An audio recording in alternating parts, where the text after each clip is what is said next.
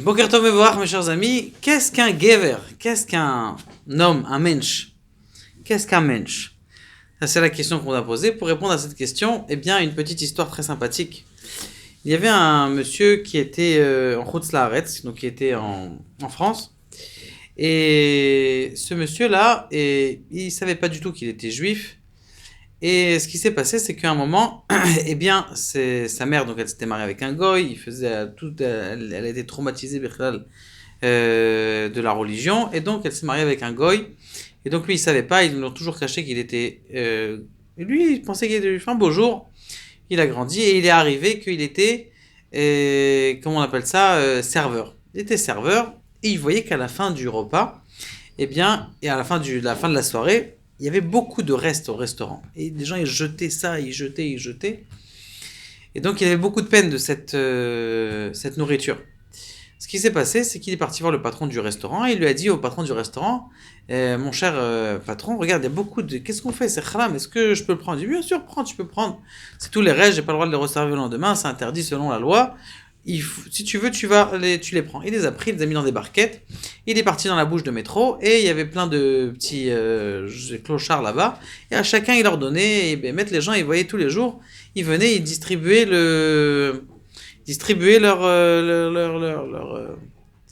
repas. Il était très content. Il y en avait un des pauvres, à chaque fois qu'il venait, lui, il prenait pas. Il prenait pas. Il est venu le voir. Il lui dit, dis-moi pourquoi toi tu prends pas? T'as pas l'air d'avoir beaucoup d'argent et donc t'as pas l'air de manger. Pourquoi est-ce que tu prends pas? Il dit, moi, tu veux que je te dise quelque chose? Eh bien moi, je hais les juifs. Et les juifs? Alors quel rapport avec moi que je suis en train de te donner de la nourriture? Il me dit que je hais les juifs. Quel rapport? Il lui dit, ben toi t'es juif. Dis-moi, je suis pas juif. Frère, je m'appelle. Il dit, si t'es juif, c'est pas possible. Moi je te dis t'es juif. Il y a que les juifs qui peuvent faire ça. Il y a que les juifs qui peuvent venir ramasser de la nourriture dans un restaurant et aller distribuer. Et moi, j'aime pas les juifs. Et c'est pour ça que je prendrai pas la nourriture. Ok, bon, le mec, il va pas se prendre la tête. Il est rentré chez lui à la maison. Il raconte à sa mère, maman, tu sais, écoute, j'ai un problème. J'étais traumatisé. Il y en a un clochard qui est venu me voir. Il m'a dit, espèce de juif, il m'a insulté de juif. Il lui a dit, t'es insulté de juif. Donc la mec, elle a fait demi-tour. Elle a caché ça pendant... des années. Maintenant, du coup, elle se... Elle dit, bon, écoute, mon fils, je vais te dire la vérité, t'es juif. Comment, d'où est-ce que je sais que je suis juif? Je dis, je te promets, écoute, on m'a traumatisé quand j'étais jeune et malheureusement, j'ai perdu ma religion. Et donc, Béhémet, t'es juif.